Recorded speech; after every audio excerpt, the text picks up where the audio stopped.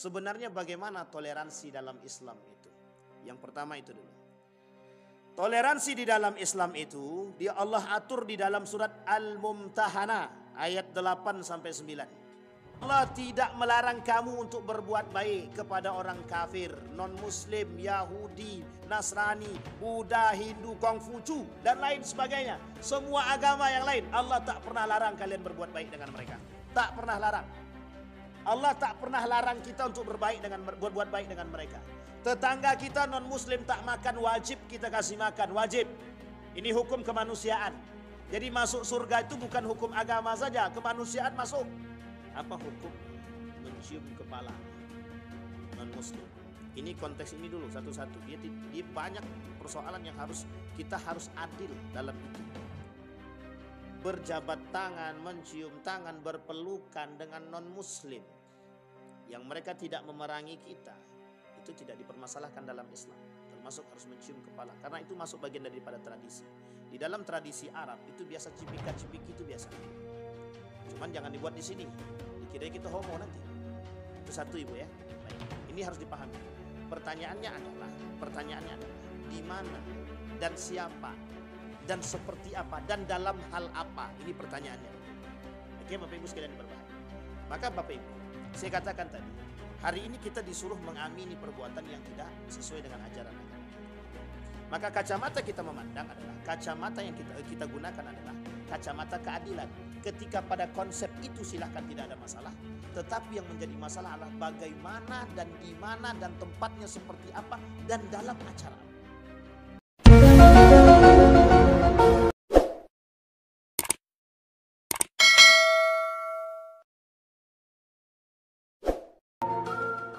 Ya ayyuhan nasu taqu rabbakumul ladzi khalaqakum min nafsin wahidah wa khalaqa minha zawjaha wa batha minhuma rijalan katsiran wa nisaa'a wattaqullaha alladzi tasaaluna bihi wal arham innallaha kana 'alaikum raqiba.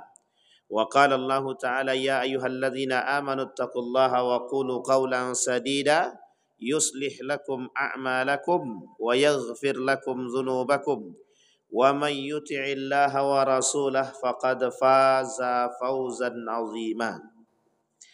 Wa qala Allah ta'ala la yanhaakumullahu 'anil ladzina lam yuqatilukum fid din wa lam yukhrijukum min diyarikum an tabarruhum wa tuqsitu ilaihim innallaha yuhibbul muqsitin.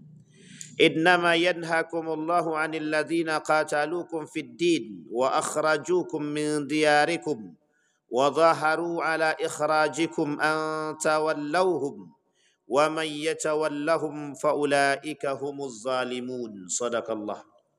Puji syukur kehadirat Allah atas limpahan rahmat dengan mengucapkan alhamdulillahi rabbil alamin. Berselawat kepada Nabi dengan mengucapkan Allahumma salli ala Muhammad wa ala ali Muhammad fil alamina innaka hamidum majid. Bapak Ibu sekalian yang berbahagia, selalu kita bermunajat kepada Allah di subuh hari ini. Mudah-mudahan selalu dalam lindungan Allah. Mudah-mudahan selalu mendapatkan keberkahan dari Allah. Keluarga yang terjaga, keluarga yang istiqamah, keluarga yang baik insyaAllah. Anak-anak yang saleh dan salehah yang selalu berada dalam ketaatan kepada Allah. Amin ya rabbal alamin. Orang tua kita yang telah mendahului kita Allah tempatkan di tempat terbaik di sisinya. Kemudian Allah terima amal ibadahnya. Bagi orang tua kita yang masih hidup, selalu kita mendoakan semoga selalu diberikan kesehatan, kekuatan, rezeki yang melimpah dan keberkahan. Amin ya rabbal alamin. Baik Bapak Ibu sekalian yang berbahagia, di subuh hari ini kita sudah mengkaji perang pemikiran sudah panjang kali. Sudah sangat panjang sekali. Bahkan perang pemikiran itu sudah nyata. Bapak Ibu sudah dilihatkan dengan keadaan. Tapi nampaknya mulai melemah. Kita mulai melemah. Kenapa kita katakan mulai melemah?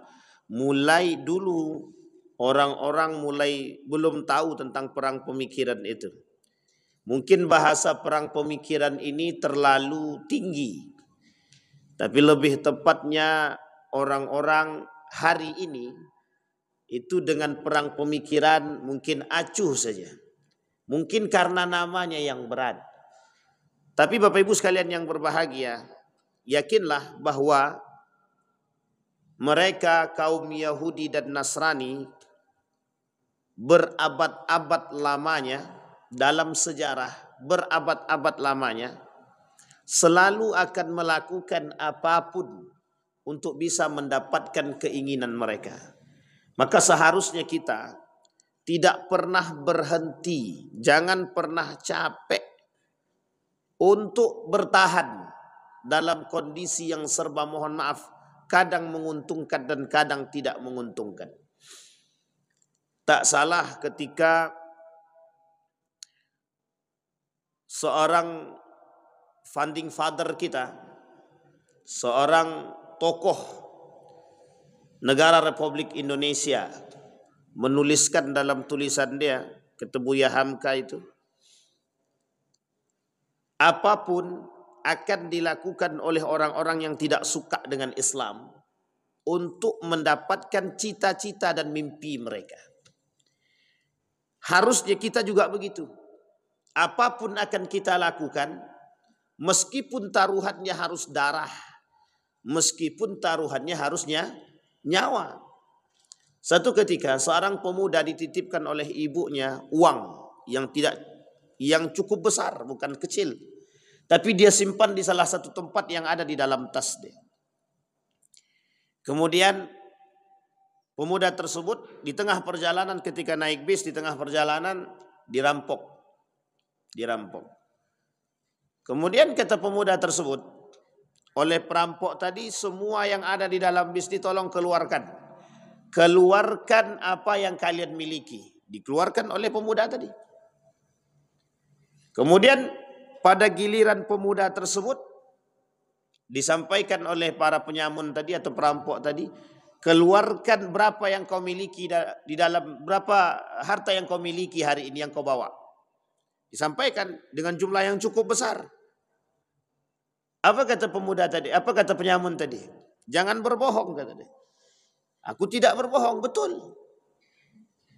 Sampai ditaruhkan, kata dia, jangankan pertaruhan ini, kata dia, nyawa pun akan aku berikan sekalipun demi kejujuran tadi. Mempertahankan satu nilai agama yang cukup dalam sekalipun harus mempertaruhkan nilai agama. Itu contoh muslim yang sejati. Mempertaruhkan akidah sekalipun taruhannya nyawa.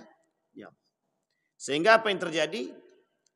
Melihat sosok pemuda yang begitu baik, melihat sosok pemuda yang begitu jujur, kepala perampok tadi ingin ketemu dengan pemuda tadi.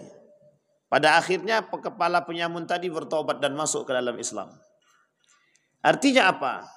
Jalan hidayah yang tidak diketahui oleh siapapun. Jalan hidayah yang tidak diketahui oleh siapapun yang Allah berikan. Bapak Ibu sekalian yang berbahagia, kembali kepada poin kita tentang perang pemikiran ini. Tetap pada intinya Bapak Ibu, yang akan terus mereka lakukan terhadap kita adalah dengan dua dalih saja.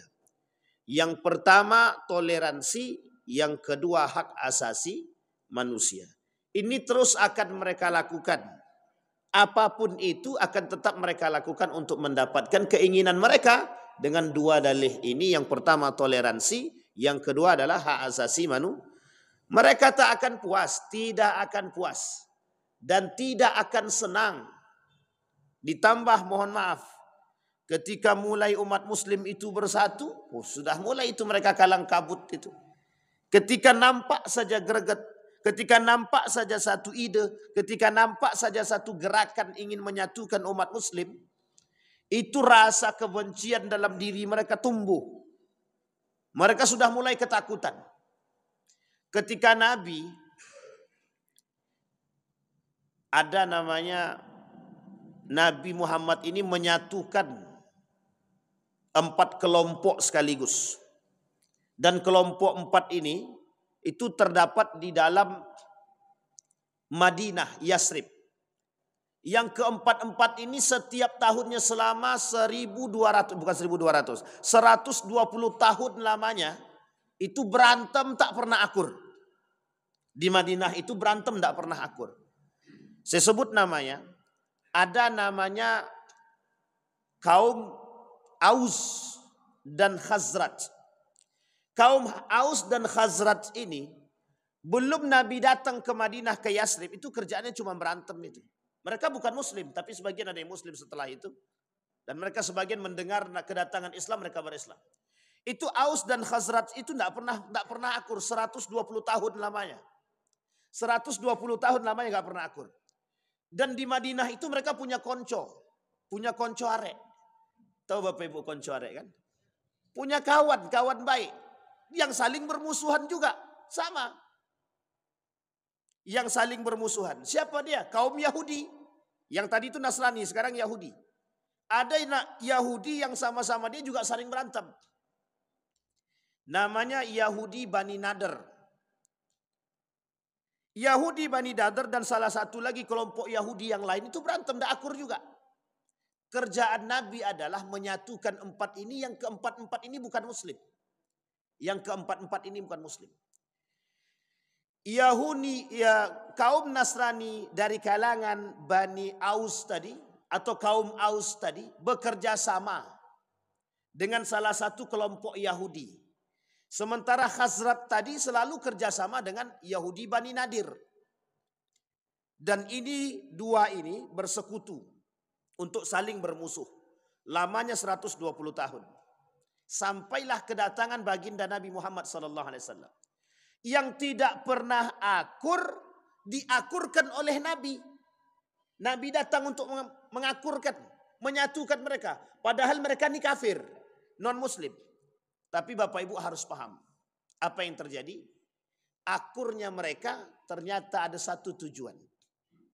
Akurnya mereka dengan tujuan ingin menghancurkan baginda Nabi Muhammad sallallahu alaihi wasallam. Jadi yang tak pernah akur bisa akur hanya untuk menghancurkan Islam. Pernah Inggris, Prancis tidak pernah akur, Pak. Dulu tidak pernah akur Inggris, Prancis itu tidak pernah akur. Amerika, Uni Soviet tidak pernah akur. Akurnya kapan? Ketika ingin menghancurkan ketika ingin meruntuhkan nilai-nilai keislaman, ketika ingin menghancurkan Islam mereka akur. Kerjasama untuk menghancurkan Islam. Maka Bapak Ibu sekalian yang berbahagia, seharusnya mulai kita berpikir. Saya lihat hari ini kondisi kita betul-betul bukan semakin membaik, tapi justru semakin parah. Ditambah dengan keadaan-keadaan. Pertanyaannya, apakah kita kelak di hari kiamat itu dipertanggungjawabkan? Allah berkata di dalam Al-Quran, afala tatazakkarun, kalimatnya satu. Kalimat yang kedua Allah sebut afala ta'qilun. Yang kalimat ketiga afala tatafakkarun. Kalimat yang keempat afala tazakkarun. Keempat-empat ini merujuk kepada satu poin. Kalian itu ulul albab. Ulul albab, orang berilmu, kalian tidak berfikir gitu. Tidakkah kalian berfikir? Kalian itu orang berilmu kata Allah dalam Al-Quran. Tapi kenapa kalian tidak berfikir gitu? Ini kondisi kita hari ini Bapak Ibu. Maka Bapak Ibu sekalian yang berbahagia, disebutkan oleh Nabi itu, paling tidak kata para ulama, ada 10 poin yang bisa menghilangkan hidayah dalam diri seseorang tadi. Lemahnya ilmu, poin pertama itu. Lemahnya ilmu. Jadi ada 10 poin yang membuat seseorang itu bisa hilang daripada hidayah. Dia nomor 1, itu lemah ilmu. Ada orang berilmu, mohon maaf jangan ada yang tersinggung. Ada orang berilmu, tapi dia tak pernah mengamalkan ilmu dia. Makanya kita Bapak Ibu sekalian yang berbahagia dianjurkan oleh Allah untuk memerangi kebodohan. Tapi apa yang terjadi? Bahkan kelak di hari kiamat kata Nabi, yang tersisa di muka bumi ini yurfa'ul ilma wa yathbutul jahlu.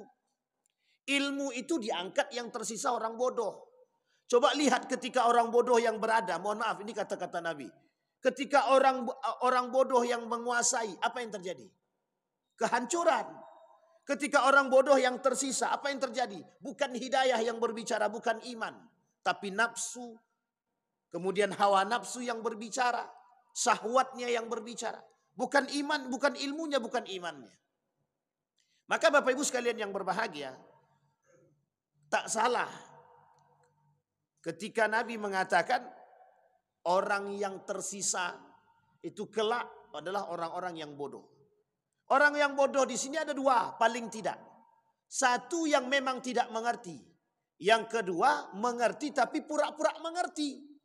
Maaf, tidak mengerti tapi pura-pura tidak berilmu tapi pura-pura berilmu. Nah, ini yang paling berbahaya yang mana? Nomor satu atau nomor dua?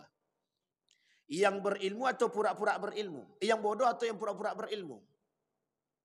Yang paling berbahaya itu yang nomor dua. Kalau bodoh dia tahu kita dibodoh.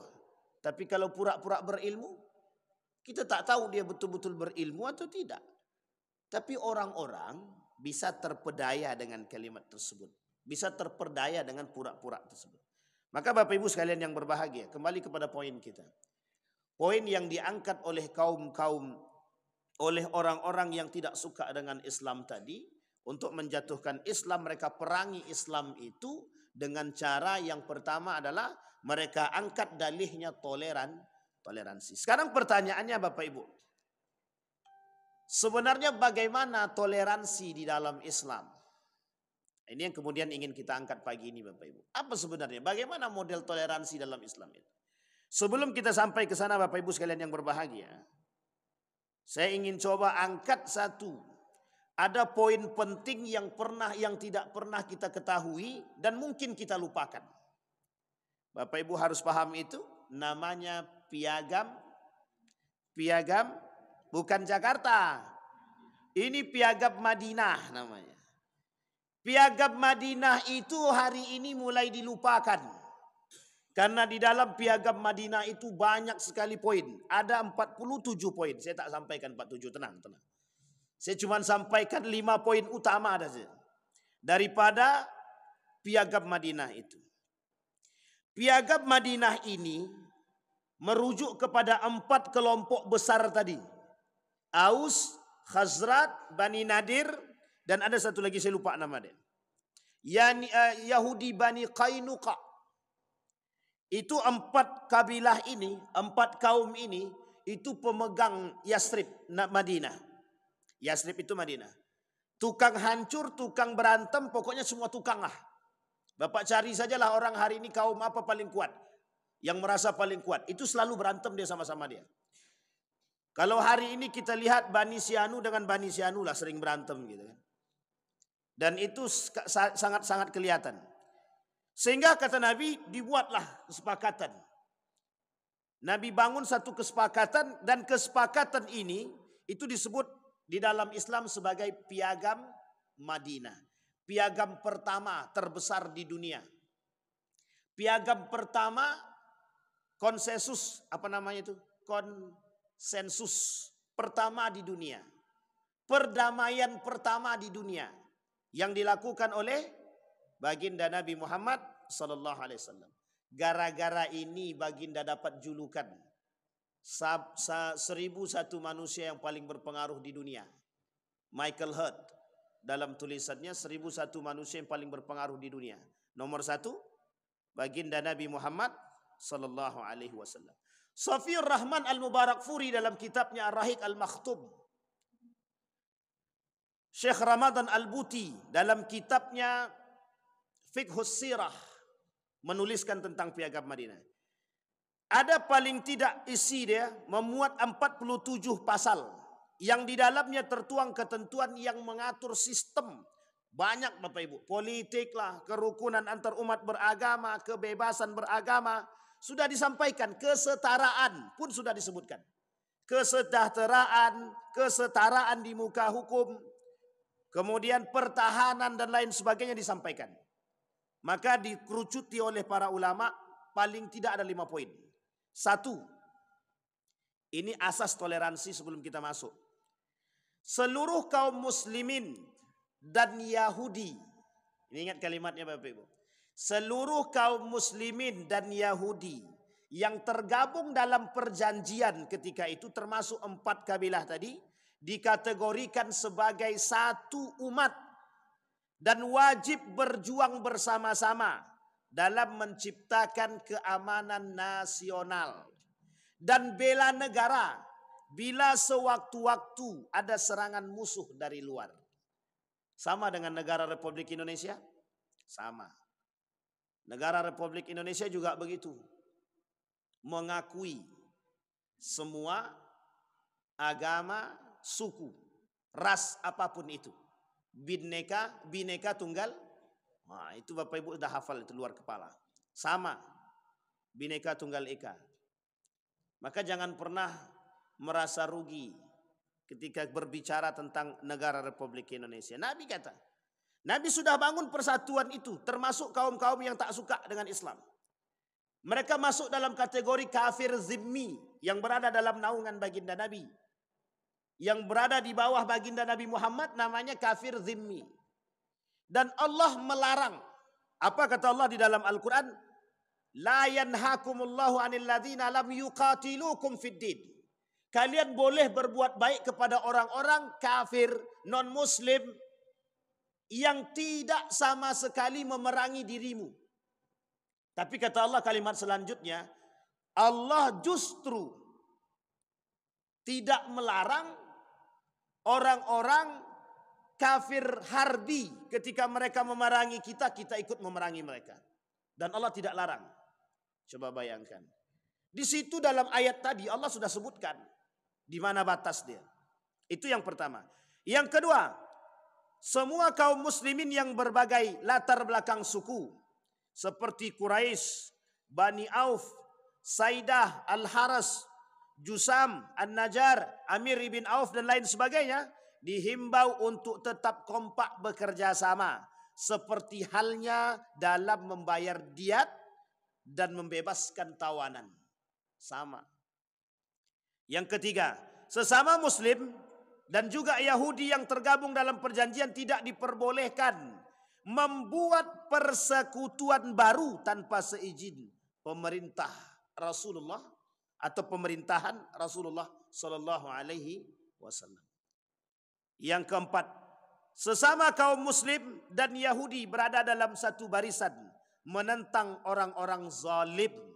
Ingat Bapak Ibu kalimatnya. Menentang orang-orang zalim dan berbuat kerusakan. Nah, coba kita rujuk sekarang. Nabi tidak mengajak umat muslim saja untuk memerangi kezaliman. Bahkan Nabi mengajak orang-orang termasuk non-muslim atau kafir ketika itu untuk bisa memerangi kezaliman apapun itu bentuknya. Karena Nabi tahu Bapak Ibu, memerangi kezaliman, kerusakan itu bukan hanya hukum agama. Itu sudah fitrah dia kemanusiaan. Sudah fitrahnya manusia. Jadi kalau Bapak Ibu melihat kezaliman, kerusakan, tapi mohon maaf, tidak terbesit, tidak terbesit dalam hati kita untuk menghabisi, membersihkan kezaliman, untuk menjaga kerusakan tadi, untuk melawan kerusakan tadi. Sebenarnya kalau dibilang tak beriman terlalu kasar. Tapi sedang keluar dari fitrah dia sebagai manusia. Maka Bapak Ibu sekalian yang berbahagia, mohon maaf. Yang paling nampak hari ini oleh kita adalah ketika kerusakan yang dilakukan oleh umat muslim itu sendiri, kita tak sanggup tuh. Kita tak sanggup. Untuk mencegahnya kita tak sanggup, melawannya apalagi. Yang terjadi apa? Diam. Maka kalau kita diam, itu adalah bentuk mereka akan mengambil. Diamnya umat muslim berarti mengamini perbuatan yang rusak. Mengamini perbuatan yang zalim. Mengamini kerusakan. Tapi coba, itu karena apa? Karena kita lemah tadi. Maka Bapak Ibu sekalian yang berbahagia, kalau kita bilang tidak beriman, kasar betul. Tapi kalau kita katakan sedang keluar daripada fitrah dia, mungkin. Tapi pada hakikatnya seorang muslim yang tidak bisa mencegah kezaliman dan kerusakan, mereka sedang du'aful iman. Apa maksudnya du'aful iman? Lemahnya iman. Dan itu yang terjadi hari ini. Umat muslim itu banyak, imannya lemah. Tidak usah tersinggung Bapak Ibu. Kenapa saya katakan tak usah tersinggung? Karena kita berkewajiban hukum melawan kezaliman hukum melawan kerusakan wajib. Tidak ada toleransi terhadap itu. Wajib. Maka kalau ada orang mencuri, kezaliman apa bukan? Semua orang sepakat Pak itu zalim. Tapi mohon maaf. Korupsi. Siapa yang diam? Siapa yang mendiamkan? Orang yang korupsi di mata manusia itu hina apa? Baik. Harusnya hina. Tapi ketika orang yang korupsi itu datang dengan duit, hina apa haram? Harusnya kedua-duanya. Tapi kita muliakan. Dimuliakan. Tahu dia pelaku koruptor. Tahu dia pelaku korupsi. Mohon maaf. Kita muliakan. Coba bayangkan. Sekarang pertanyaan saya, memuliakan, mohon maaf, jangan tersinggung. Memuliakan koruptor itu kira-kira baik apa buruk? Sebenarnya baik juga Pak. Sesama manusia. Masalahnya yang koruptor dibaikkan, yang tidak koruptor dicaci dan dimaki. Itu masalahnya. Artinya apa? Sudah tidak dunia terbalik. Sudah tidak sejalan pada hakikatnya. Ini yang menjadi masalah kita. Du'ful iman, lemahnya iman. Maka jangan pernah diam Bapak Ibu. Meskipun hanya sedikit bersuaralah. Kami tak setuju, kami tak suka dengan kezaliman, kami tak suka dengan kerusakan. Minimal kita berbicara. Hati kita ini pasti memberontak. Karena kebaikan itu fitrah. Karena kezaliman itu pilihan. Orang yang berbuat zalim berarti dia sedang keluar dari fitrah dia sebagai manusia. Itu pasti batin dia tak terima Pak. Ini saya kasih contoh. Ada orang mencuri, itu saya yakinnya hati kecil dia tak mau mencuri Pak. Itu hati kecil. Seorang yang pelaku narkoba, saya yakin dalam hati kecilnya dia tak mau melakukan itu Pak. Tak mau. Bisa jadi perhatian kurang. Perhatian orang tua terhadap anak dia kurang. Sehingga terlalu bebas bergaul, terjerumus dia. Nak balik lagi tangan orang tuanya nak menggapai itu tak sampai. Sehingga mohon maaf, tangan kawannya lebih dekat ketimbang tangan orang tuanya. Sehingga mohon maaf, terjerumus dia dalam kasus narkoba. Tapi sejahat-jahatnya manusia Bapak Ibu, dalam hati mereka ada namanya hati kecil yang selalu menunjang kebaikan. Itu mesti. Hanya saja dia berada di lingkungan yang mana. Kuat yang baiknya apa kuat yang buruknya, itu saja yang menjadi masalah. Baik, yang kelima kata Nabi dalam piagam Madinah tadi. Madinah adalah kota suci sehingga diharamkan berperang dan pertumpahan darah kecuali kepada mereka yang melakukan pelanggaran, mengancam stabilitas agama dan mengoyak kerukunan beragama. Ini kita konversikan Pak. Ini sudah jelas nih Pak. Dalam piagam Madinah itu. Kenapa kemudian Bani Nadir dan Qainuqa itu diperangi oleh Nabi? Karena mereka keluar daripada aturan piagam Madinah ini. Mereka yang memberontak. Maka Bapak Ibu, umat Islam itu bukan pemberontak. Yang memberontak itu oknum yang ada di dalam dia. Kenapa umat Islam itu pada masa Nabi terjadi sedikit perpecahan? Karena yang menghasut umat Muslim itu bukan kafir, bukan Yahudi, bukan Nasrani. Yang menghasut justru orang yang sengaja masuk Islam untuk menghancurkan Islam. Karena niat dia masuk Islam tidak benar. Niat dia masuk Islam memang untuk menghancurkan Islam. Abu Ubaidah bin Salul dan Marwan itu, dia masuk Islam hanya karena mohon maaf, cuman dia yang tersisa yang tak masuk Islam. Sementara mau masuk Islam gengsi, tak masuk Islam sendiri, ujung-ujungnya masuk Islam lah secara terpaksa. Ternyata kemunafikan dia ditampakkan di Madinah itu, dia tampakkan kemunafikan dia. Dialah yang menghasut orang untuk tidak suka dengan Nabi. Dan Abu Ubaidah bin Salul ini bekerja sama dengan Yahudi dan Nasrani hanya untuk menghancurkan. Sekarang pertanyaan saya adalah, apakah ada orang Islam hari ini yang bekerja sama dengan Yahudi dan Nasrani untuk menghancurkan Islam? Ada apa tidak? Perbedaannya apa dengan yang dahulu? Nabi masih hidup. Mereka masih bisa kerjasama. Masuk dalam Islam, dianggap oleh Nabi sebagai sahabat. Ternyata diam-diam mereka kerjasama dengan Yahudi dan Nasrani. Tujuannya menghancurkan Islam dan ingin membunuh Nabi. Hari ini sama.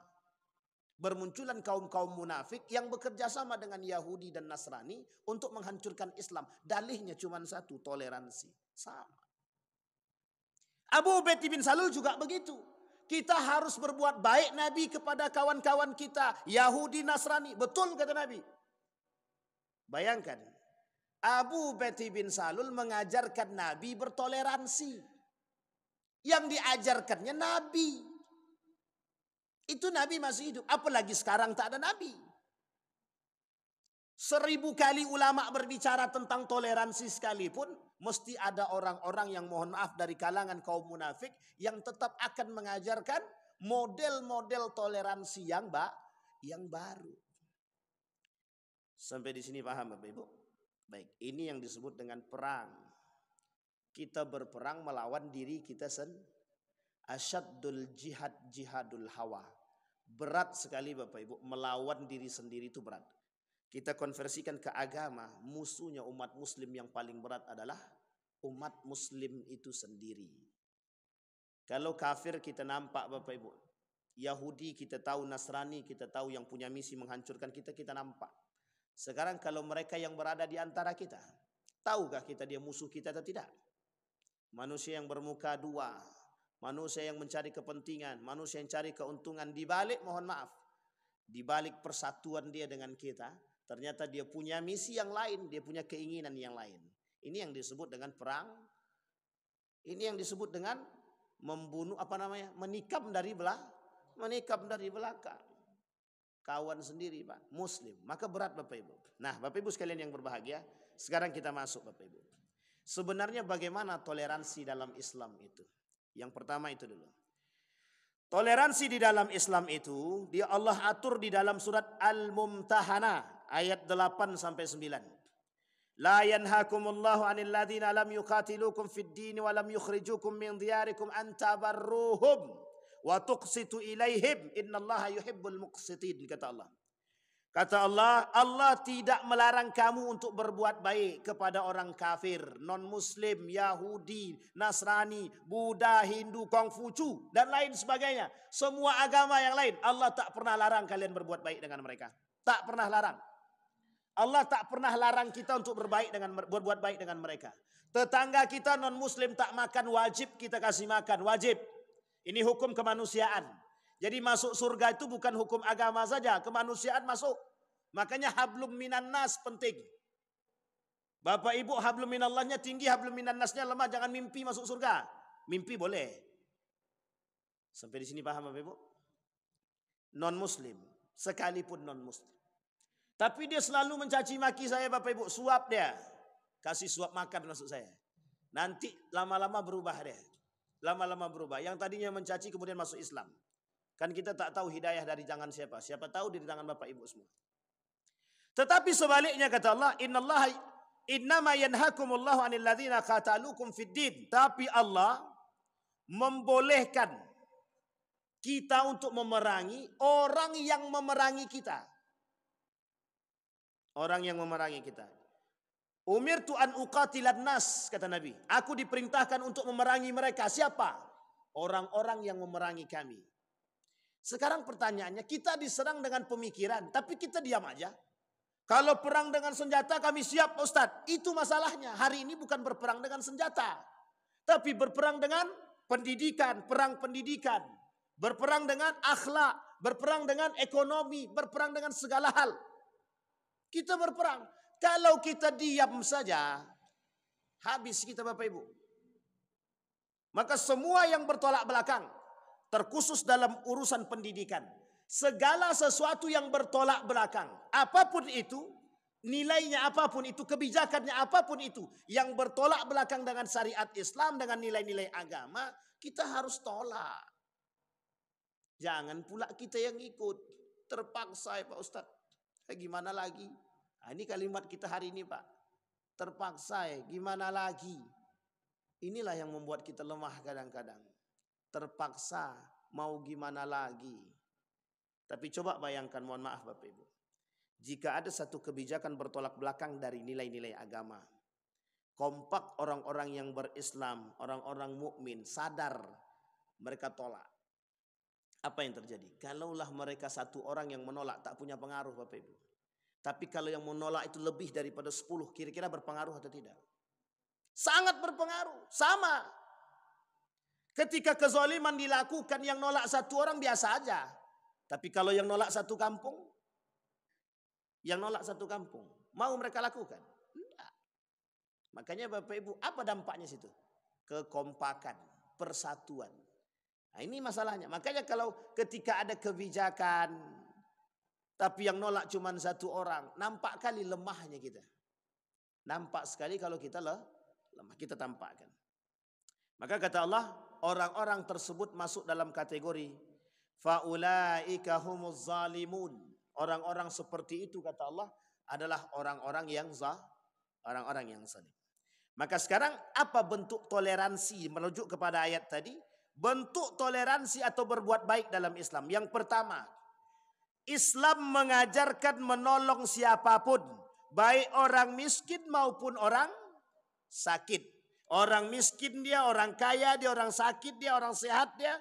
Fi kulli kabidin ratbatin ajrun. Islam mengajarkan setiap dari perbuatan baik umat manusia itu kepada saudara dia, meskipun muslim ataupun non muslim, kaya ataupun miskin. Sekarang kita berbuat baik sama orang kaya apa miskin? Jujur.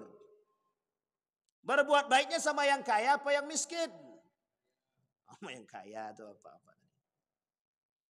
Sama yang kaya itu gimana maksudnya itu? Ini Bapak Ibu paham ya maksud saya.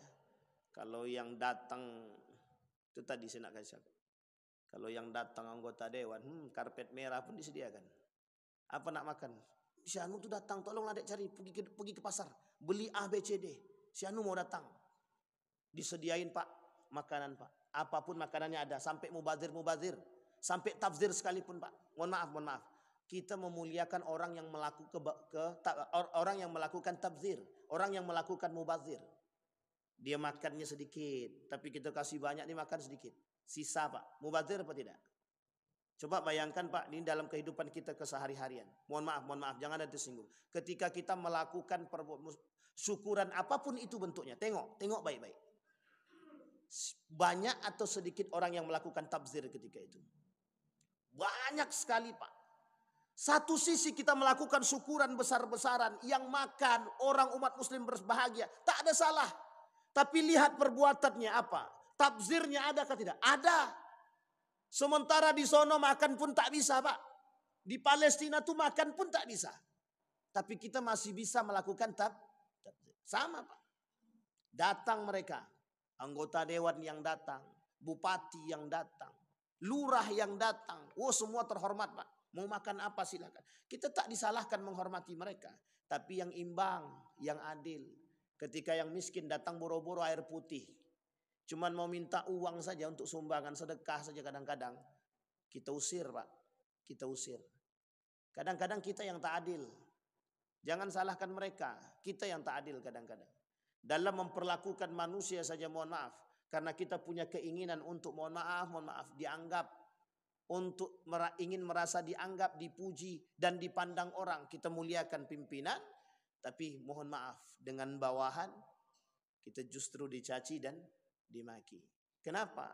Kita mencari kemuliaan, bukan mencari persaudaraan. Kita mencari kehormatan, tapi kita lalai dengan kewajiban. Jangan salahkan Bapak Ibu, memang begitu keadaannya. Iya. Hari ini orang mulia dikunjungi. Ketika yang mengunjungi itu adalah orang-orang besar, mereka sangat merasa mulia. Tapi ketika mereka dikunjungi orang-orang yang tak mampu, terkhusus orang-orang miskin, mereka merasa hina. Padahal orang-orang yang miskin datang ke rumah membawa doa, membawa pahala, menghilangkan bala, mendatangkan rezeki. Coba bayangkan. Yang kedua, tetap menjalin hubungan kekerabatan atau tetap menjalin hubungan kerabat pada orang tua atau saudara non-muslim. Wa in jahadaka ala an tusyrika bima laisa laka bihi ilmun Fala tuti'huma wa sahibhuma. Sampai di sini paham Bapak Ibu ya? Orang tua non muslim, sekalipun dia yang memusuhi kita, kita tetap datang, kita tetap rangkul. Baik saudara kita non muslim, siapapun Pak. Ini kisah nyata, kisah nyata. Baru-baru ini saya temukan. Seorang muslim, muslim dia, tapi mohon maaf, hanya berbeda paham saja. Ini berbeda paham. Dalam satu rumah tangga, anaknya itu berpahaman agak berbeda. Satu keluarga yang lain, cuma satu orang. Anaknya cuma satu orang. Mohon maaf, dalam rumah tangga itu ada 5 orang. Suami istri, anaknya 3. Anaknya yang satunya lagi, itu tidak sama dengan mereka yang 4 orang ini. Yang 4 ini punya pemahaman yang berbeda, yang satu ini pemahamannya berbeda. Bapak Ibu tahu apa yang mereka lakukan terhadap satu orang anak ini? Mereka kucilkan meskipun dalam satu rumah. Dikucilkan. Datang anak ini ke rumah saya. Apa kata anak ini? Ustaz, saya nak curhat. Curhatlah saya bilang. Saya ini merasa bukan anak daripada mereka. Kenapa gitu? Saya ini diacuhkan. Dikucilkan. Mereka seakan-akan dan seolah-olah mereka yang punya surga. Kata dia. Dikitukan ke saya. Bingung saya Pak. Bayangkan Bapak Ibu. Di dalam Islam, kita disuruh hormat kepada orang tua, sekalipun mereka melarang kita untuk taat kepada Allah. Ketika mereka melarang kita untuk taat kepada Allah, kita boleh itu untuk tidak taat kepada mereka, tapi tetap kita menjaga silaturahim dengan mereka. Coba bayangkan. Ini tidak. Sesama muslim, begitu model karakternya. Mana toleransi dia yang dia pelajari dalam Islam? Tidak nampak. Islam mengajarkan bertoleransi. Maka Bapak Ibu ini menjadi, mohon maaf Bapak Ibu, saya kasih tahu. Ini menjadi dalih bagi kaum liberal untuk mengatakan nikah beda agama itu boleh. Nikah beda agama itu haknya mereka. Maka Bapak Ibu sekarang banyak namanya satu atap beda agama. Tahu bahasa satu atap beda agama itu? Dalam satu rumah itu agama dia berbeda-beda. Anaknya agamanya Hindu, bapaknya agama Kristen, ibunya Islam. Kalau lagi sembahyang bagaimana? Kami ikut saja. Pas lagi anakku kami ikut. Pas lagi bapakku kami ikut. Pas lagi makku kami pun ikut. Gitu. Coba bayangkan Bapak Ibu. Itu akur apa tak akur? Satu sisi baik, satu sisi bermasalah juga itu. Kalau saling ikut mengikuti. Kalau mereka mau ikut Islam ya tak salah. Tapi Islam dilarang untuk mengikuti. Sampai di sini paham Bapak Ibu ya? Baik. Allah melihat dan Allah memahami dan memaklumi kondisi Bapak Ibu. Yang ketiga, boleh memberi hadiah kepada non muslim. Nabi selalu dapat hadiah Bapak Ibu. Sering dapat hadiah dari non muslim. Ketika Nabi dikasih, Nabi tahu yang dikasih itu adalah hal yang baik. Nabi makan bersama para sahabat. Nabi makan bersama para sahabat. Nabi suruh. Mesti muncul pertanyaan kemudian. Berarti kalau kami dikasih makan sama orang kafir gimana Ustaz? Mesti pertanyaan itu muncul. Kenapa? Ya karena kami bertetangga Ustaz dengan kafir. Kami bertetangga dengan orang Nasrani. Kalau mereka kasih kami makan bagaimana? Pertanyaannya adalah Anda yakin dengan apa yang mereka berikan? Tahu kebersihan yang mereka lakukan. Dan lain sebagainya sampai ke dalam. Kalau Anda yakin tidak ada masalah. Tapi yang dikasihkannya cuma roti Ustaz. Itu ambillah kalau tahu roti tadi. Kecuali roti tadi pizza. Tolak. Tahu maksud saya Bapak Ibu kenapa ditolak kan? Tapi kan dikasih orang Pak Ustaz. Pandai-pandailah. Sampai di sini paham Bapak Ibu? Artinya apa? Kita disuruh untuk berbuat baik dengan non muslim. Makanya perkataan para ulama, jangan ajarkan Islam itu toleransi. Karena Islam itu sudah sangat toleransi. Sudah sangat toleransi. Muncul prinsip yang lain. Lakum dinukum waliyadin. Ini konteksnya Bapak Ibu. Ini poin utama Bapak Ibu yang terjadi di dalam agama. Nabi kata, Allah kata, lakum dinukum waliyadin. Yang ingin mereka angkat hari ini dari kaum liberal, kaum-kaum sekuler tadi, kaum-kaum pluralisme tadi, yang mereka inginkan adalah konsep ini. Mereka ingin menghapus konsep ini, lakum dinukum waliyadin. Ingin mereka hapus dengan bahasa yang lebih halus. Semua agama sama benarnya. Bukan sama adanya, tapi sama benarnya. Tujuan akhirnya itu Bapak Ibu, tujuan akhirnya. Baik. Sampai manakah batas toleransi? Penting juga Bapak Ibu. Pada aspek akidah tidak ada toleransi. Pada aspek akidah. Kalau pada muamalah Ustaz silahkan. Pada masalah muamalah silahkan. Bapak Ibu bergaul, Bapak Ibu kemudian bersahabat, berkawan, silahkan, tak ada masalah. Tapi kalau sudah masalah akidah, jangan.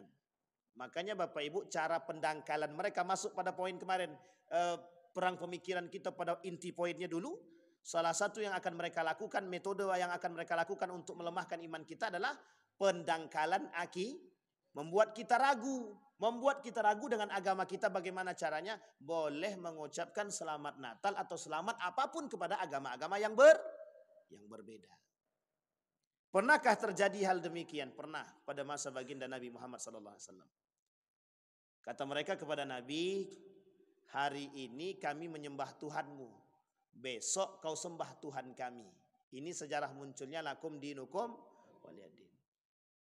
Ketika hari raya Idul Fitri, mereka ucapkan kepada Nabi dengan harapan kaum Nasrani tadi berharap Nabi mengucapkan yang sama kepada mereka. Ternyata Nabi tak mengucapkan. Nabi tak ucapkan sebagai seorang pimpinan waktu itu. Nabi tak ucapkan. Harapan mereka ucapkan selamat Idul Fitri kepada Nabi. Tapi ternyata harapan mereka apa? Mereka berharap baginda Nabi mengucapkan itu kepada mereka. Ternyata Nabi tak ucapkan. Artinya apa Bapak Ibu? Kita hari ini mau contoh siapa? Nyontoh Nabi apa contoh siapa? Nabi tak ajarkan. Maka muncul pandangan-pandangan para ulama. Ada yang kemudian membolehkan karena dia konteksnya seorang pemimpin untuk menghargai dan menghormati. Dan ulama tidak menyalahkan sebagian. Syekh Yusuf Al-Qardawi membolehkan bagi orang-orang yang terikat dengan pimpinan. Maksudnya terikat dalam kondisi yang memang harus mereka ucapkan. Dan hanya sekedar untuk itu. Tapi yang lain tak berlaku. Yang lain tidak berlaku. Seperti kita. Siapa kita? Kita tidak tahu. Bukan ketua RT. Hanya kepala keluarga saja. Jelas kalau kepala keluarga kita satu keluarga Islam semua. Bahkan Bapak Ibu sekalian yang berbahagia kata Syekh Saleh Fauzan. Kita kutip sedikit perkataan beliau. Dan pada aspek ini beliau sangat objektif sekali. Apa kata beliau? Ketika mengucapkan selamat Natal. Selamat kepada agama-agama yang lain. Itu bukan bentuk toleransi.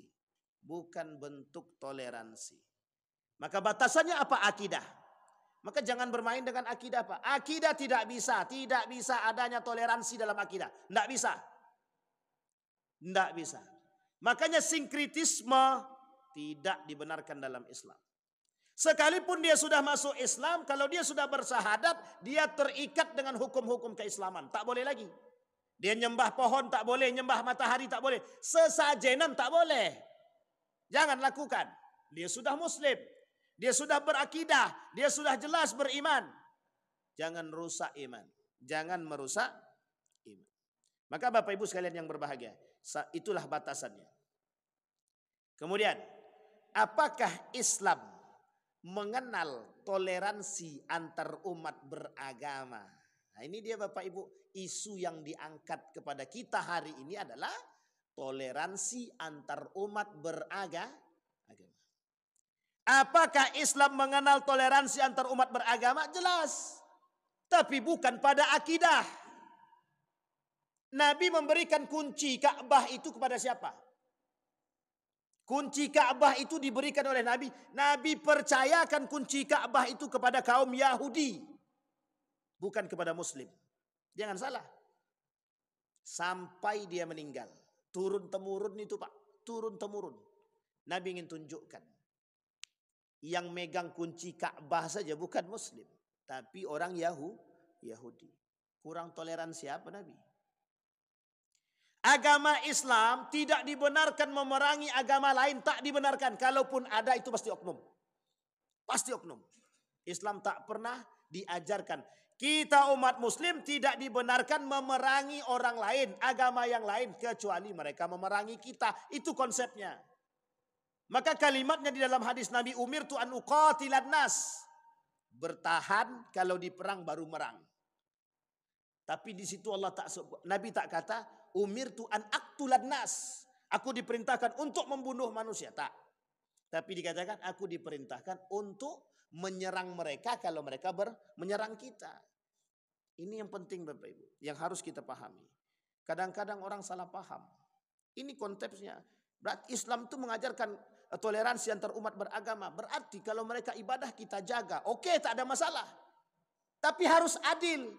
Harus adil. Mereka yang beribadah kita jaga. Kalau kita ibadah, harus diapakan? Harus sama. Perlakuannya tidak boleh beda. Oleh siapapun. Maka kebijakan tidak boleh tumpang tindih. Sama non muslim dia kasih kebaikan, sama kita mohon maaf mereka berlepas diri. Ana bari'um minkum. Aku berlepas diri daripada perkara kalian. Tidak bisa Pak. Makanya mohon maaf.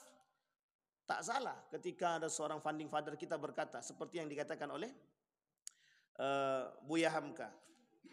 Nampak agak sedikit apa kata Buya Hamka dalam bahasa itu? Kalau bahasa saya buat bahasa saya itu sepertinya Islam sedang diarahkan kepada pengkerdilan, pengucilan. Jadi Islam itu dipandang sebelah mata. Kenapa? Karena mereka mayoritas. Mayoritas sebisa mungkin harus apa? Harus berbuat baik kepada minoritas. Tak ada masalah, itu penting. Mayoritas berbuat baik kepada minoritas memang begitu, memang begitu. Tapi mayoritas bukan berarti dilemahkan dan direndahkan oleh minoritas. Itu penting Bapak Ibu. Jangan sampai jangan sampai terjadinya tidak adilnya antara dua belah pihak. Nabi itu memuliakan kaum muhajirin dan Nabi sangat memuliakan kaum ansor. Bahkan kata Nabi, kaum ansor yang bisa memberikan tempat kepada kaum muhajirin, kalian bersamaku di surga. Sehingga turun Pak dalam surat At-Tahrim, dalam surat Al-Hasyr tentang kemuliaan kaum ansor, Allah sebutkan di situ Pak, di dalam Al-Quran tadi. Karena kaum Ansor ini sangat menyayangi kaum muhajirin. Nabi buat, makanya Madinah itu terkenal dengan peradaban. Peradaban baru muncul, yang baru muncul tapi kemudian menjadi pusat perhatian dunia. Yang disebut dengan masyarakat madani. Baik Bapak Ibu sekalian yang berbahagia.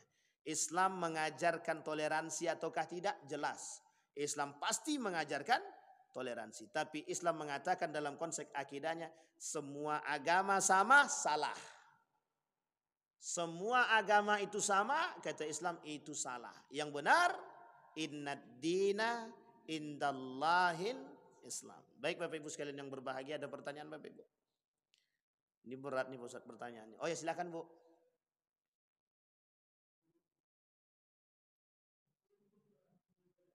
Waalaikumsalam warahmatullahi wabarakatuh.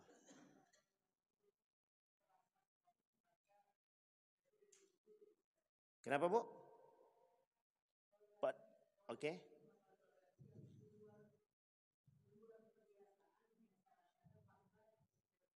Oke. Bawa anak mau kayak itu. Karena waktu itu masa Presiden Gus Dur, Imlek itu diliburkan. Betul.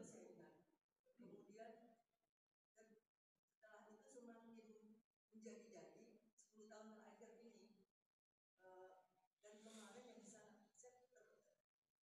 termasuk mungkin salah satu terluka nih saya kejadian di Istiqlal baru-baru ini Ustaz. Masya Allah.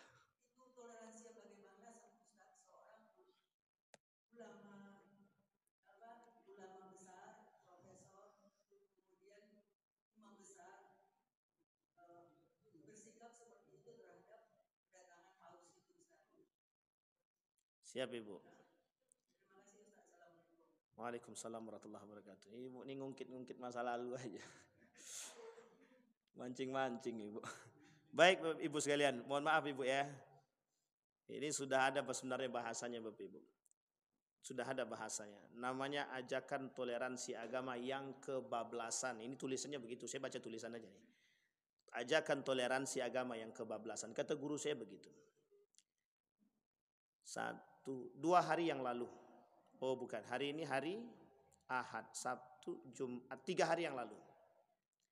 Kami duduk bersama guru saya, pimpinan pusat Muhammadiyah, Majelis Tablik, Dr. Fathur Rahman Kamal, yang ketika itu juga dihadiri oleh Ustadz Adi Hidayat. Banyak yang bertanya tentang demikian. Ketika bertanya tentang seperti yang pertanyaan Ibu tadi, ini konsep toleransi apa? Ini konsep toleransi apa? Maka disampaikan sama beliau. Dalam perkataan beliau dikatakan, toleransi yang kebablasan. Ketika itu beliau. Tapi kita perlu angkat Bapak Ibu, kita perlu katakan begini. Yang pertama yang perlu kita pahami adalah, apa hukumnya mencium kepala non-muslim? Ini konteks ini dulu satu-satu. Dia banyak persoalan yang kita harus adil dalam itu. Berjabat tangan, mencium tangan, berpelukan dengan non-muslim yang mereka tidak memerangi kita, itu tidak dipermasalahkan dalam Islam. Termasuk harus mencium kepala, karena itu masuk bagian daripada tradisi. Di dalam tradisi Arab itu biasa cipika-cipiki itu biasa. Cuman jangan dibuat di sini, dikira kita homo nanti. Itu satu Ibu ya. Baik, ini harus dipahami. Pertanyaannya adalah di mana dan siapa dan seperti apa dan dalam hal apa? Ini pertanyaannya Bapak Ibu. Oke Bapak Ibu sekalian yang berbahagia. Maka Bapak Ibu, saya katakan tadi, hari ini kita disuruh mengamini perbuatan yang tidak sesuai dengan ajaran agama kita. Maka kacamata kita memandang adalah, kacamata yang kita gunakan adalah kacamata keadilan. Ketika pada konsep itu silahkan tidak ada masalah. Tetapi yang menjadi masalah adalah bagaimana dan di mana dan tempatnya seperti apa dan dalam acara apa. Sekarang saya rujuk. Apakah mereka melakukan hal yang sama dengan saudara sesama muslim? Itu pertanyaan kita kembali. Bapak Ibu sekalian yang berbahagia, konsep ini disebut dengan tasyabbuh. Man tasyabbaha biqaumin fahuwa minhu. Orang yang menyerupai orang kafir sama dengan orang kafir. Maka Bapak Ibu, salah satu penyebab nawaqidul Islam yang merusak Islam, yang merusak keislaman seseorang itu adalah tasyabbuh. Apa maksud tasyabbuh tadi? Kita mengikuti perbuatan mereka, dan ada yang kedua, menyenangi atribut mereka dan menyayangi mereka dalam konteks mohon maaf. Dalam konteks apa? Dalam konteks mereka tidak senang kepada kita tapi kita menyenangi mereka. Ini pertanyaannya. Dan itu yang disalahkan. Namanya tasyabbuh. Melakukan hal demikian. Maka kita hari ini dipaksakan untuk mohon maaf seperti kejadian itu. Itu jelas itu. Dipaksakan untuk mengamini, membenarkan perbuatan yang salah. Kita yang umat muslim yang sadar jangan melakukan. Apa yang harus kita lakukan? Tolak. Setidaknya hati kita mengatakan kita tidak setuju. Itu yang pertama, Bu. Yang kedua. Apa dampak daripada perbuatan tadi? Yang harus Bapak Ibu lihat adalah bukan masalah itunya, tapi bagaimana keberhasilan mereka memerangi, merendahkan dan melemahkan akidah dan iman kita. Ingat Bapak Ibu, konsep yang tersembunyinya ya, misinya adalah pendangkalan akidah. Di masjid mereka bisa buat demikian. Di masjid mereka bisa buat demikian. Pertanyaannya adalah, apakah masjid ini simbol kemuliaan? Disebutkan oleh Nabi. Umar bin Khattab, kenapa dia tak mau sholat di dalam gereja? Kenapa Umar tidak mau sholat di dalam gereja? Alasan Umar cuma satu. Kalau aku masuk ke dalam gereja, kata Umar, sholat di dalam, maka semua sahabat-sahabatku akan membenarkan perbuatanku. Dan mereka akan mengikuti. Dan Umar menjaga kehormatan para sahabatnya. Tapi Umar tidak mau menyakiti hati mereka. Tapi Umar sholat di depannya. Artinya apa? Masih di pelataran. Umar sholat di situ menghargai hati para sahabat dia. Tapi Umar sholat di situ untuk menghargai hati kaum kafir. Ini batasan yang sudah jelas.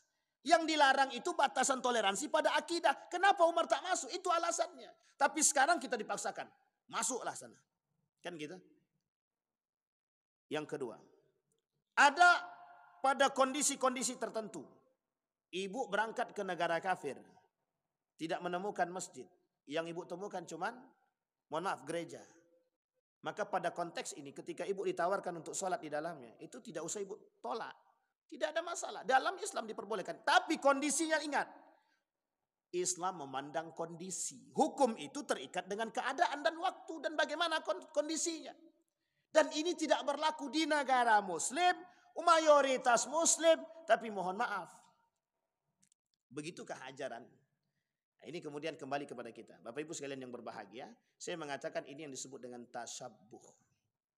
Menyerupai perbuatan-perbuatan kafir. Maka bisa saja ketika mereka mengamini dan mengimani, maka itu bisa merusak iman dan merusak akidah. Itu poinnya Bu, yang pertama. Yang kedua, poin yang kedua, daripada perbuatan seperti itu, kita yang sadar yang harus menjaga diri. Jangan sampai terjerumus dalam pendangkalan akidah. Karena pada hakikatnya kita sedang diserang dalam konteks yang sama. Makanya Bapak Ibu saya katakan dulu, saya sangat bahagia sekali ketika melihat kasus ini. Biar mata umat muslim itu nampak melihat pada hakikatnya. Apa yang terjadi? Respon begitu banyak dari kaum muslim. Kenapa? Karena mereka sadar. Oh, kami sedang didangkalkan dalam konteks akidah. Itu Ibu ya? Baik, maka Bapak, Ibu-ibu sekalian yang berbahagia. Ini dalam konteks guru saya mengatakan toleransi yang kebablasan. Toleransi yang kebablasan. Mereka melakukan perbuatan-perbuatan yang mohon maaf. Itu sangat menyakitkan hati umat muslim dan itu tidak semestinya dilakukan. Ditambah lagi dengan yang lain. Ini kalau Ibu sebutkan semua, runtut semua Ibu, banyak semua. Tapi cukup satu yang kita katakan toleransi yang kebablasan. Mudah-mudahan kita doakan. Mudah-mudahan mereka bisa cepat-cepat tobat, sadar. Dan kita sudah sampaikan Ibu, ini sudah kita sampaikan kepada Majelis Ulama Indonesia, suara ini sudah kita sampaikan untuk kembali menyampaikan kepada mereka. Untuk menyampaikan kepada mereka. Baik Bapak Ibu sekalian yang berbahagia, ada pertanyaan yang lain? Ini yang terakhir. Assalamualaikum warahmatullahi wabarakatuh.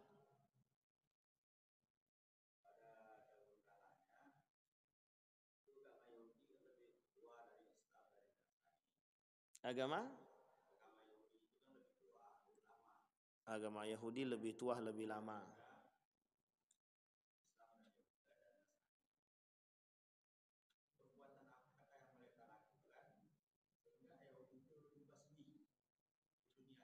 Oke. Betul.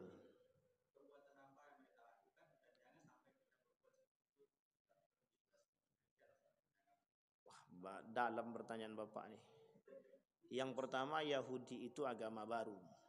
Dulu Yahudi itu tidak agama. Yahudi itu bukan agama dulunya. Yahudi itu sekte. Yahudi itu komunitas. Jadi komunitas Yahuda.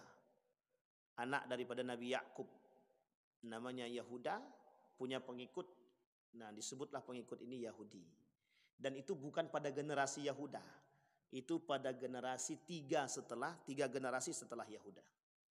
Barulah kemudian pada masa Nabi Isa itu bermunculan orang-orang yang menganggap Yahudi ini agama. Tetapi di dalam Al-Quran sudah disebutkan. Innaka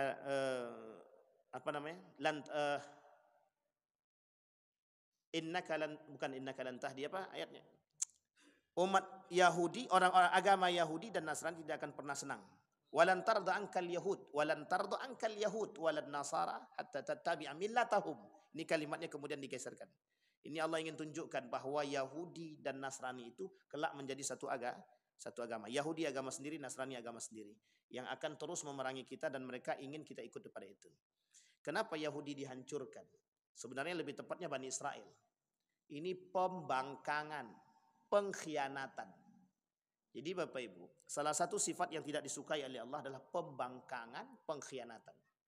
Kurang banyak apa Nabi yang sampai kepada mereka? Banyak dari Nabi Ibrahim sampai Nabi Isa alaihissalam semua ya, nabi untuk Bani Israel. Makanya ketika Nabi Muhammad diangkat jadi nabi mereka nggak suka. Kenapa nggak suka? Bukan dari golongan kami. Bukan dari golongan kami. Padahal kalau dirujuk sampai kata sampai sama. Tapi mereka nggak suka karena bukan dari golongan mereka. Bukan dari Mesir, bukan dari Palestina. Tapi kok ucuk-ucuknya muncul dari Saudi Arabia. Ini yang menjadi masalah. Sampai di sini paham Bapak Ibu? Sehingga yang menyebabkan mereka dihancurkan oleh Allah yang pertama pembangkangan. Yang kedua pengkhianatan. Jadi Bapak Ibu sebenarnya, maka disebutkan dalam hadis Nabi, kalaulah banyak kelak manusia di akhir zaman itu yang membangkang, yang berkhianat kepada Allah, maka nanti tunggulah saatnya. Apa saatnya? Disitulah kemudian dimusnahkan oleh Allah dalam konteks kiamat. Karena tidak ada lagi yang seperti dahulu. Dihabiskan umat sekarang, nanti muncul nabi baru. Tak ada. Nabi terakhir Nabi Muhammad. Artinya apa? Ini yang menjadi sedih daripada baginda, yang membuat kesedihan kepada Abu Bakar Siddiq. Apa yang membuat kesedihan pada Abu Bakar? Karena Nabi Muhammad inilah Nabi terakhir. Artinya apa? Tidak ada lagi Nabi setelah itu dan mohon maaf akan kembali kepada masa hari kiamat. Itu yang menyebabkan. Yang pertama pembangkangan. Yang kedua pengkhianatan. Apa pembangkangan Yahudi itu? Apa pembangkangan kaum Israel itu? Banyak Bapak Ibu. Mereka tak menjalankan syariat Allah. Mereka mengingkari ajakan Nabi. Mereka menyembah Tuhan selain daripada Allah. Mereka tidak mengikuti aturan-aturan yang diberikan oleh Allah. Kemudian mereka melakukan perbuatan-perbuatan kemaksiatan yang dilaknat oleh Allah. Itu pembangkangan. Kemudian apa pengkhianatan mereka? Pengkhianatannya jelas. Dua yang mereka khianati. Allah dan Rasulnya. Jadi Bapak Ibu kalau ada umat muslim hari ini membangkang kepada Allah, ya mohon maaf. Makanya mohon maaf Bapak Ibu, kelak di hari kiamat itu orang yang mukmin itu tidak ada. Yang ada hanya orang-orang munafik dan kafir. Pengkhianat atau tidak? Pengkhianat. Pembangkang atau tidak? Pembangkang. Semua berkhianat kepada Allah, membangkang kepada Allah dan Rasulnya, berkhianat kepada Allah dan Rasulnya. Barulah kemudian Allah musnahkan, Allah hancurkan. Terjadi yaumas sa'ah, hari kiamat. Oke Bapak Ibu sekalian yang berbahagia. Artinya kita harus menjauhkan sifat pembangkangan dan pengkhianatan kepada Allah. Itu yang harus kita lakukan Bapak Ibu. Insya Allah mudah-mudahan pada pertemuan yang akan datang, kalau kita ketemu lagi, biiznillah dengan izin Allah kita sampaikan bagaimana cara mengangkat kembali peradaban Islam yang mulai surut. Insya Allah kita cari cara-cara yang baik, apa yang harus kita lakukan agar bisa membangkitkan kembali peradaban Islam. Saya kira itu saja, mudah-mudahan bermanfaat bagi kita semua. Kita berdoa kepada Allah. A'udzubillahi minasyaitonirrajim. Bismillahirrahmanirrahim. حمد الشاكرين حمد النائمين حمد يوافي نعمه ويكافئ مزيده يا ربنا لك الحمد كما ينبغي لجلال وجهك الكريم وعظيم سلطانك اللهم صل على محمد وعلى آل محمد في العالمين إنك حميد مجيد اللهم فقهنا في الدين وعلمنا التأويل اللهم فقهنا في الدين وعلمنا التأويل اللهم انفعنا بما علمتنا وارزقنا علوما تنفعنا في الدين والدنيا والآخرة اللهم أعدنا على ذكرك وشكرك وحسن عبادتك اللهم اجعل القرآن العظيم ربيع قلوبنا ونور صدورنا وجلاء أحزاننا وذهاب همومنا وغمومنا اللهم انصرنا اللهم انصر إخواننا المجاهدين في فلسطين وفي غزة وفي كل مكان اللهم دمر اليهود اللهم أهلك الكفرة والمبتدعة والمشركين أعداءك أعداء الدين ربنا آتنا في الدنيا حسنة وفي الآخرة حسنة وقنا عذاب النار والحمد لله رب العالمين السلام عليكم ورحمة الله وبركاته.